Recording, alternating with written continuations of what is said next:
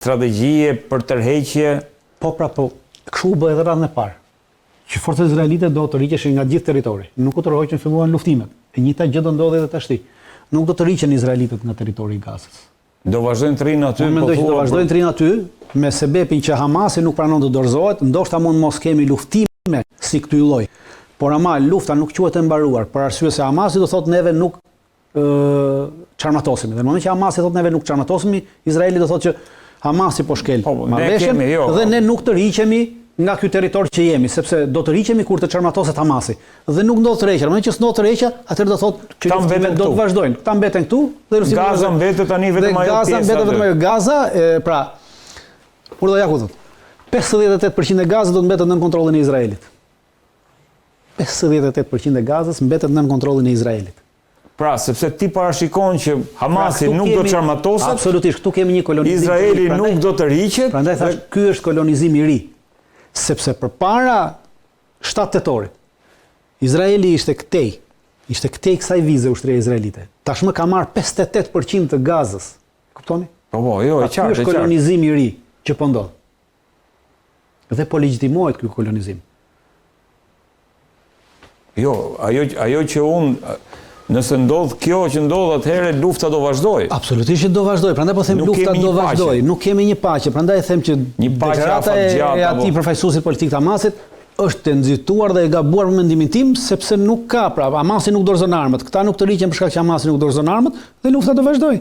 Pra, është siç e thotë edhe Trumpi, është Izraeli dhe Hamasi kanë firmosur për fazën e parë të planit ton të paqes. Vetëm për fazën e parë. Kështu edhe radhën e parë vetëm për fazën e parë firmosën, nëse morëm më vesh. Kemi qenë këtu. Dhe spatim as fazë 2 as fazë 3, ishin parashikuar 3 faza në radhën e parë. U realizua vetëm e para dhe rifilluan luftimet. Edhe unë mendoj që sërish do të shkojmë te kjo, do realizohet e para dhe sërish do rifillojnë luftimet. Në raport me herën e parë, po thua i vetmi dallim është prezenca, po themi, e Shtetet Bashkuara, një grupi. Prezenca e një grupi, po. Shtetet Bashkuara të Amerikës kanë vendosur do çojnë diku rreth 200 ushtarë, të cilët janë nisur mbrëm nga Shtetet Bashkuara të Amerikës dhe duhet të kenë ngritur në bazën e Al Udaidas në Katar, por 200 forca ushtarake, përfaqësues ushtarak për të marrë pjesë në këtë grup vëzhguesësh, pra, për të shikuar dhe monitoruar implementimin e kësaj faze të parë në Gaza.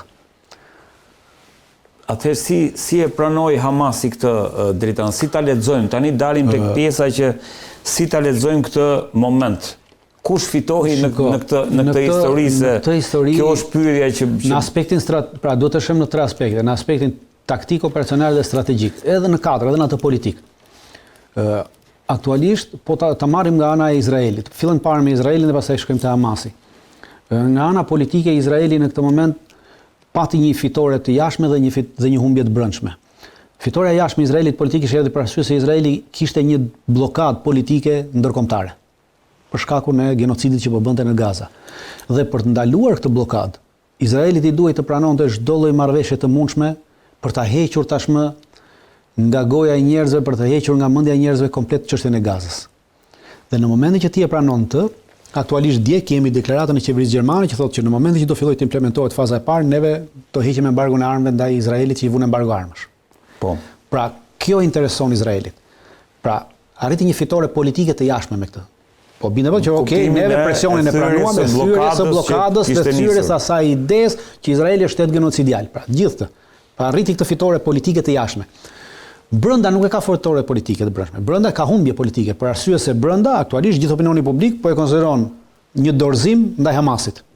Brenda në Izrael. Brenda në Izrael. Prandaj them ka fitore të jashtme politike, po humbje të brendshme politike. Brenda në Izrael. Po brenda në Izrael. Qytetarët e Izraelit e konsiderojnë gjitha mediat në Izrael, ato të shkruara dhe mediatike, kanë që 2 ditë që thonë këtë gjë, që Izraeli kapitulloi para Hamasit. Sepse mos harrojmë që shoqëria izraelite në të gjitha exit pollet e bëra ishte 82 deri 86% që të vazhdonte genocidi dhe të vazhdonte derisa të përzinin të gjithë palestinezët nga Gaza. Pra një shoqëri e tillë me mentalitet genocidial normalisht që çfarë do lloj veprimi që do të bëjë qeveria, për çdo lloj marrëveshje do të bëjë qeveria me atë që ti këshon ta zhdukësh totalisht, atëherë do ta quash humbje. Dhe prandaj thash fitoi politikisht jashtë, po humbi politikisht brenda, nga ana politike. Vim te ti marrim para ky është Izraeli. Po, mbaruam politikisht, jashtë dhe brenda. Vim te ana strategjike. Nga ana strategjike Izraeli nuk ka humbi strategjikisht në Gaza, për arsye sepse i kishte vënë vetes detyrë strategjike eliminimin e Hamasit.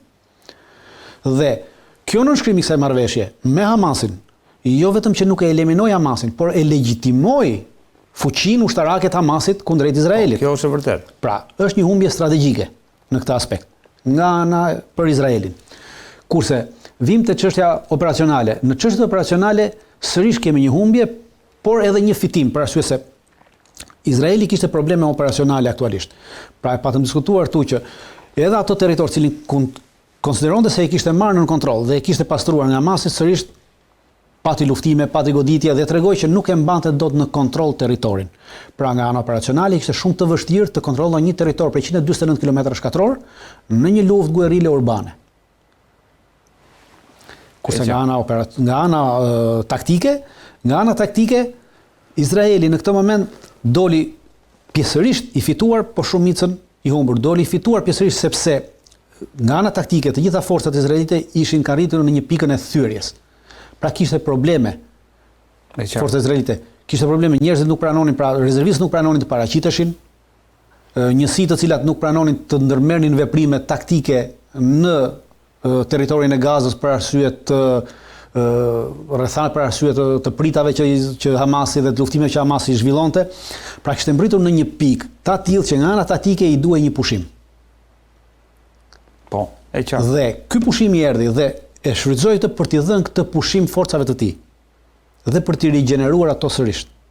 Po, sepse i kishin probleme të mëdha. Pra, është me luftimet në Gaza në 2 vjet, është një nga ushtritë e cilat deklaron pra në faqen zyrtare të Ministrisë së Mbrojtjes të Izraelit, kush të dojë mund të hyjë dhe do të shohë atje ka një pikë ku thot për çështjet e luftës në Gaza, që flet për Gazën dhe ka deklaruar publikisht që deri më sot për këto 2 vjet luftime në Gaza ka 100.000 ushtarë me probleme psiqike.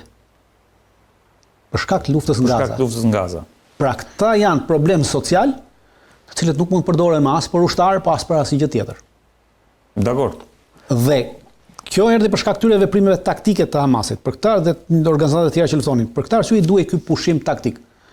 Pra në këtë aspekt. Tash i vim te Hamasi. Jo, si stabilitet politik, sepse Ben-Gvir edhe Smotrich kanë deklaruar që mund të largohen nga koalicioni qeveritar për shkak të kësaj. Unë nuk besoj që do largohen. Ose po bëjnë presion, atje ka shkuar Jared Kushner dhe Witkoff. Atëherë unë po e paraqej, kjo është gjitha një mashtrim publik, politik, që këta 2 individ, ta 2 kriminal lufte janë duke bërë për arsye në thjesht.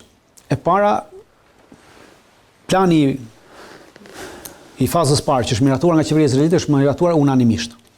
Pra këta i kishin dy. E kemi foton unanimisht, po me presionin e Kushnerit dhe Witkoff që ishte prezent. Është votuar unanimisht. Ja u i kemi kur kanë qenë në Izrael.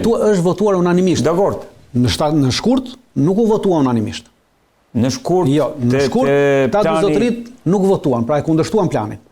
Dhe plani u miratua me shumicë, po jo unanimisht. E qartë. I njëjti plan, e njëjta fazë, pikë për pikë.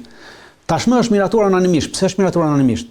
Në rast se Gjergjia do ndihmoj me ata ardhi thot 58%, për arsye se këta kanë dalë fituar, pra këta duan kontrollin e Gazës. Dhe janë 2 persona që thonë që neve duam të përzën, pra kanë deklaruar vazhdimisht që duan përzën gjithë nga Gaza, duan vrarë gjithë Palestinën. Jo, ajo tjetra që thotë kjo. Pra për këta është fitore dhe këtë fitore po e shesin tashmë për të mashtruar opinionin publik që neve do dalim nga kjo sepse neve humbëm. Në fakt këta fituan, morën 58% të një territori që nuk e kontrollonin fare. Gjithë Gaza, Izraeli kontrolloi Gaza, ishte një apartheid. Po. Pra ishte një burg në qiell të hapur. E konsideron Kombet e Bashkuara e kanë konsideruar një burg në qiell të hapur. Dakor. Dhe tashmë nga këtë burg në qiell të hapur nuk e kontrollonte Izraeli para 2 viteve. Tashmë do marrin në kontroll 58%. Kështu që është e fituar, këta kanë kërkuar, absolutisht. Për këta është fitore. Prandaj për të kamufluar këtë fitore, tashmë ta thonë që ne do dalim, nuk do dalin nga kjo qeverisje. Në asnjë moment s'kan për dalë nga kjo qeverisje, sepse ata e kanë arritur një fitore. Dhe fitore më të madhe se kaq nuk kanë ku të arrijnë më. Dritan, po kjo që Netanyahu, domethënë Trump i ka bërë presion Netanyahu dhe kjo sipas Washington Postit, që nëse nuk do ta pranonte këtë gjë, Amerika nuk do ta mbështeste më në këtë aventurë, le të themi. Mua më vjen mirë që më në fund publikisht Shtetet e Bashkuara të Amerikës po e pranojnë, pra edhe Trump e pranon që Amerika është bashkë genocidiale në Gaza. Pra gjithë çfarë genocidin Izraeli ka bërë me mbështetjen politike dhe ushtarake të Shtetit Bashkuar të Amerikës. Dhe tashmë më në fund, kur presidenti i Amerikës thotë që ne nuk do të mbështesim më, do me thënë deri më sot, çfarëdo që ke bërë për shkakun ton.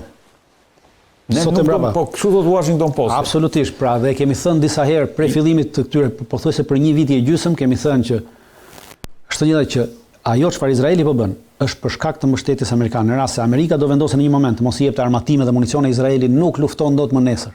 Dakor, një pyetje dhe kthehemi tek plani. Nëse Trump kjo është faza e parë, apo jo.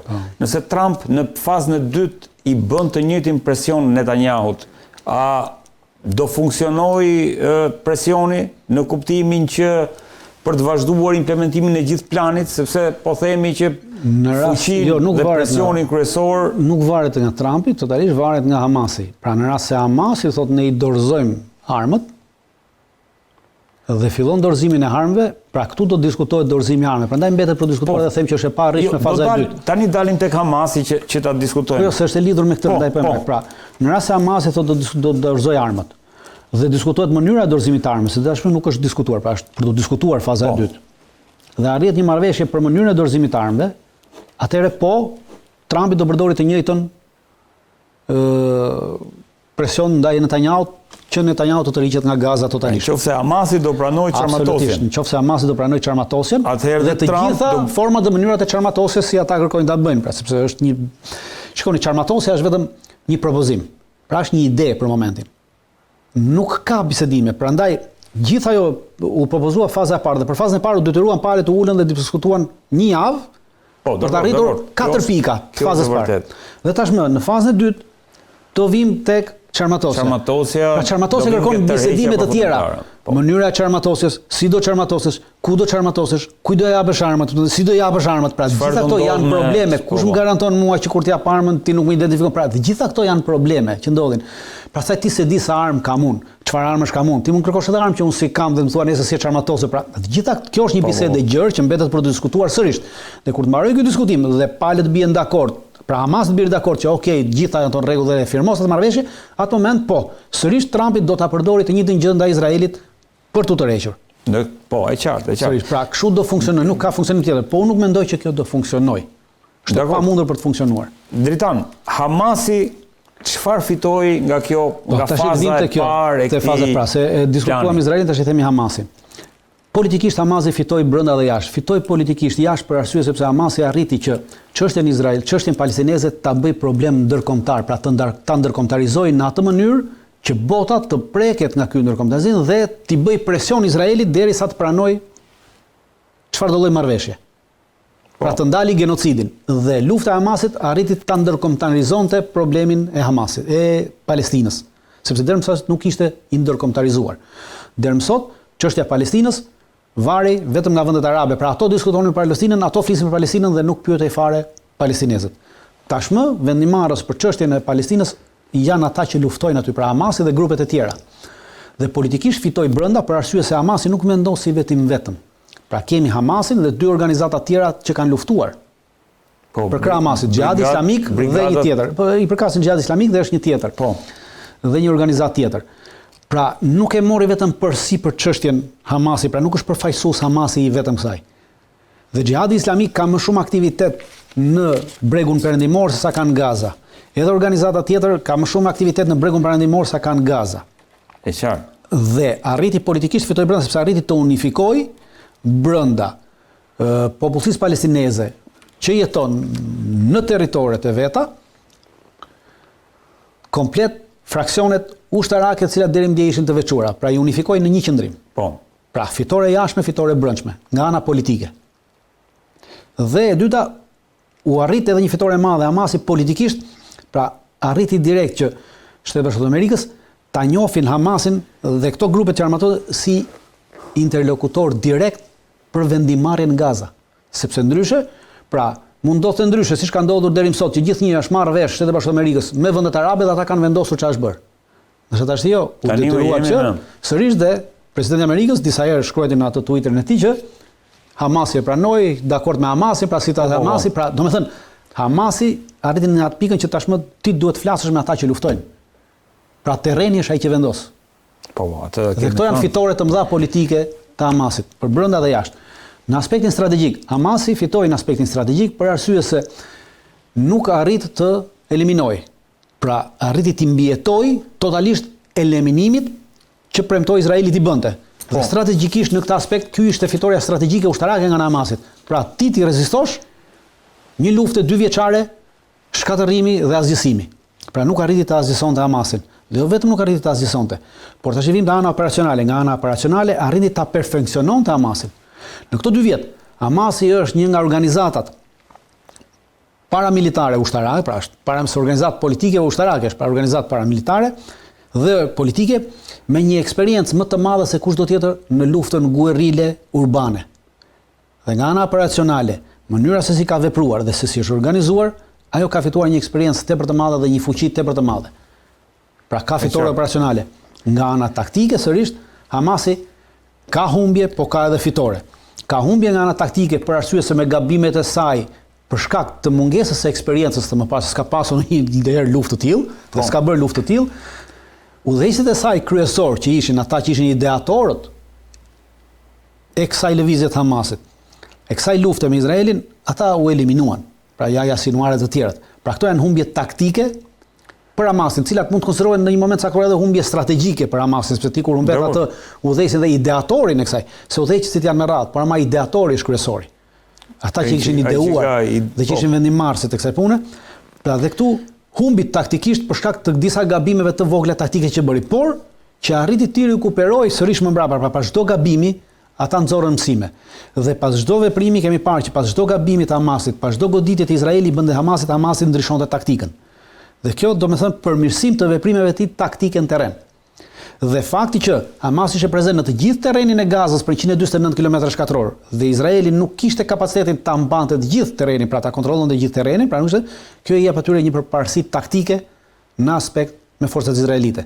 Dhe në këtë aspekt Hamasi doli më i fituar.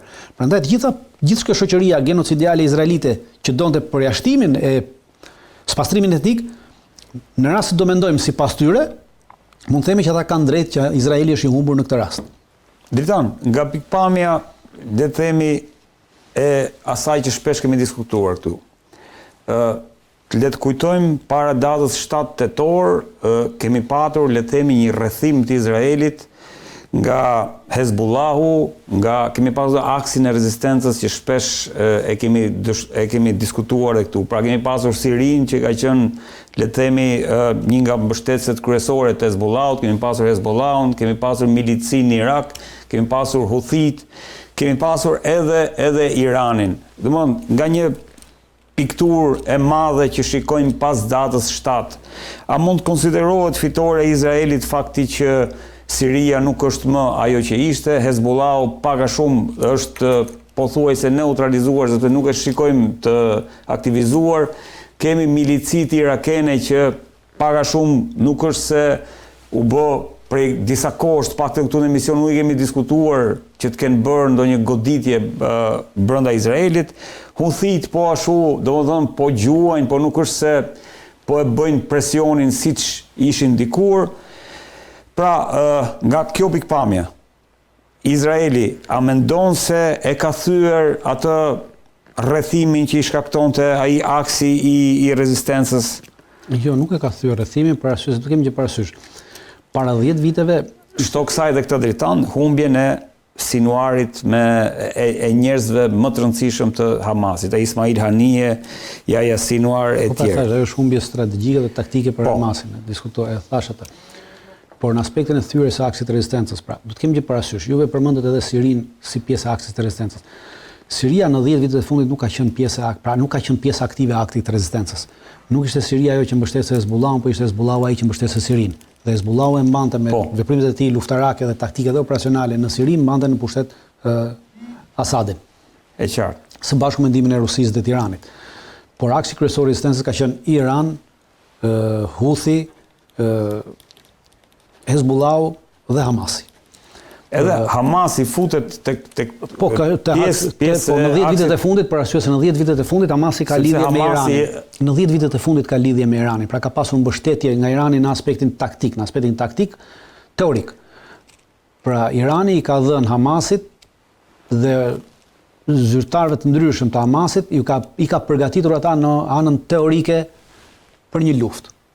Të këtyre kapacitete. Pra i ka trajnuar teorikisht luftarët e Hamasit. Dakor. Pra dhe Hamasi po thua është pjesë. Po, është pjesë e rezistencës prej se këtij aksit të rezistencës për 10 viteve.